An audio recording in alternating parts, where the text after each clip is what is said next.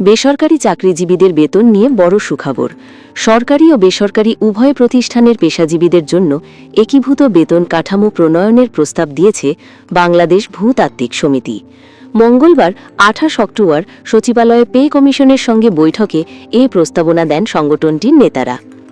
সমিতির প্রস্তাব অনুযায়ী বর্তমান আর্থসামাজিক প্রেক্ষাপট, দ্রব্যমূল্যের ঊর্ধ্বগতি এবং প্রতিবেশী দেশের অর্থনৈতিক সক্ষমতা বিবেচনায় বিদ্যমান 20 গ্রেডের বেতন কাঠামোতে সর্বনিম্ন মূল বেতন 40,000 টাকা এবং সর্বোচ্চ মূল বেতন 1,60,000 টাকা নির্ধারণের প্রস্তাব করা হয়েছে।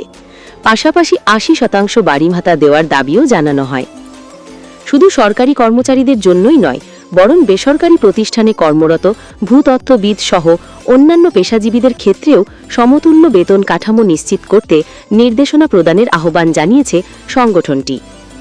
সমিতির পক্ষ থেকে আরও বলা হয়েছে, জীবনযাত্রার মান উন্নয়ন, অর্থনৈতিক বৈষম্য হ্রাস, কর্মীদের মনোবল বৃদ্ধি এবং নিয়মিত পে কমিশনের প্রয়োজনীয়তা কমাতে মূল্যস্ফীতির সঙ্গে সামঞ্জস্য রেখে প্রতি বছর স্বয়ংক্রিয়ভাবে বেতন বৃদ্ধি করার ব্যবস্থা গ্রহণ করা যেতে পারে। এতে দীর্ঘমেয়াদে একটি স্থিতিশীল ও টেকসই সমাধান পাওয়া সম্ভব হবে।